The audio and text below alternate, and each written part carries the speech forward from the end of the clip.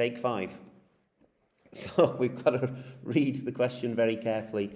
We know this is a type 1, type 2 error question because when we zoom down to this section here, it tells us. Now that's important because when I'm reading the question, I'm seeing A here, and I'm seeing B here. I'm seeing a known variant, so I'm thinking maybe z-test, 2-sample t-test, but it's clear down here what we're trying to do.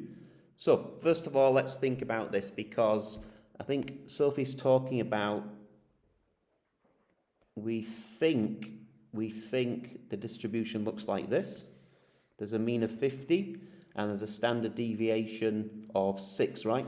Because we know that it's connected to that variance of 36.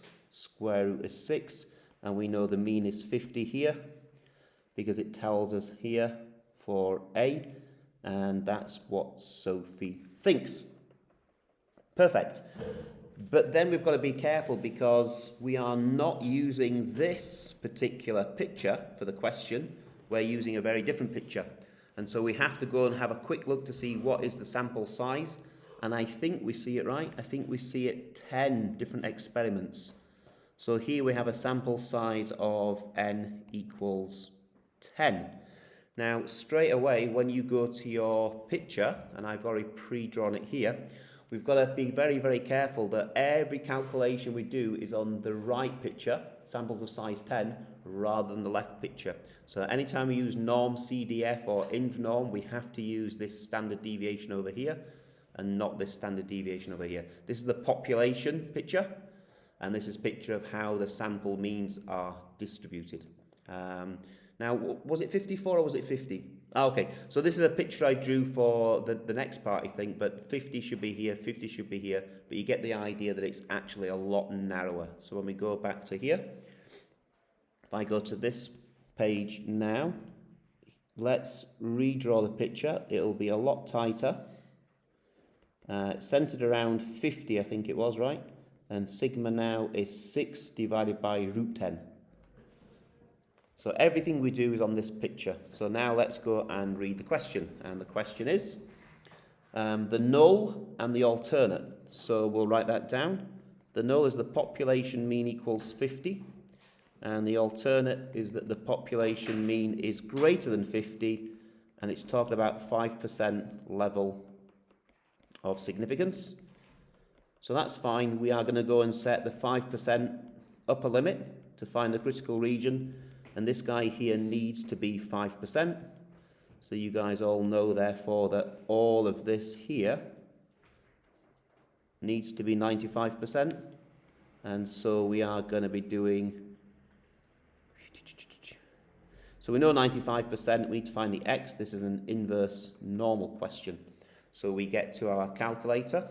Let's go doc, insert a calculator. And we go menu. It's a probability distribution, and we should have inverse normal, and the area is 0.95. It's always programmed to have the area from the left up to the limit you need. The mean is 50, and the standard deviation. Now, I'm not even going to write as a decimal. I'm going to just type in 6 divided by root 10, right, and close the bracket. So you've actually got the exact value as close as possible within this calculation. And there we've got an answer. Okay, so 53.12089. I think I'm going to go a bit crazy. I'll write all of that. 53.12089. So I've got 53.12089. 089, yeah. Okay, so now let's just look at the question. The question is, when we go back to it, find the critical region for the test. The critical region. All right, so the critical region is the rejection zone. So let's just write this out in 2 different ways. The first way is when we reject the null, and that's if the sample means are greater than 53.12089. And the second one is accept the null if x bar is less than 53.12089. And then on the picture up here, what we'll do is, here is reject the null, and here is accept the null. Okay, so two things spring to mind. First of all is this zone here, yeah, the reject the null, the critical region. This is the probability of making a type 1 error. And the probability of making a type 1 error, as you can see, is 5%. Now, it's always going to be the same as the significance level for normal distribution, but it might not be 5% if we are into a Poisson or binomial, because you might not be able to get exactly 5%. So, let's have a look. Where are we? We are, finish this one, find the probability of a type 2 error if the substance is in fact substance B. All right, so again, type 2 errors can get quite complicated, but we are going to write down the formula. So the probability of a type 2 error equals the probability of accept the null given that the alternate is true. So now we just write down what we found. So accept the null. You can see that the reason we wrote this down was so we don't have to think too hard. Just pop this in here. So we want to find x bar less than 53.12089, given that the population mean is indeed 54, right? So we have to be given this alternate figure that we can do our calculations with. So given that mu equals 54, beautiful. Now I think I might have got this on the TI Inspire. Let's have a little look. Right, okay, so this is actually what I've pre-drawn on the calculator. So the blue is a population mean of 50. This is what the researcher is assuming. And the grey that I've highlighted here is less than the 53 point whatever it was critical region. So this is the acceptance zone. But now can you see if I type in, let's have a look, menu, graph entry, relation, I'm going to type in x equals 53 point, remind me again, 53 point, no, I don't think it was 12, was it? 53.12089. 12089. Okay, so basically now we're actually dealing with the red. So can you see the red line, 53.1289? The probability of a type 2 error is the area underneath the red between the red line and all the way down here.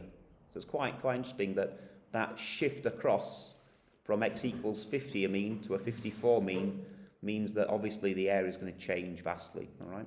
So the way you guys are going to do it is going to be on a little page like this, and we want to do menu, probability, distribution, and now we're back to norm CDF. Lower bound, leave it as it is. Upper bound is the 53.12089. The new mean now is actually 54. And the standard deviation is the same as last time. And look, we don't need to write it as a decimal. We can still do 6 divided by control root 10. Close the bracket and OK it. And there we go. 0.322, and we can round this to 3 sig fig at the end. I think that's absolutely fine. So 0.322. And we'll just pop that down there. 0.322.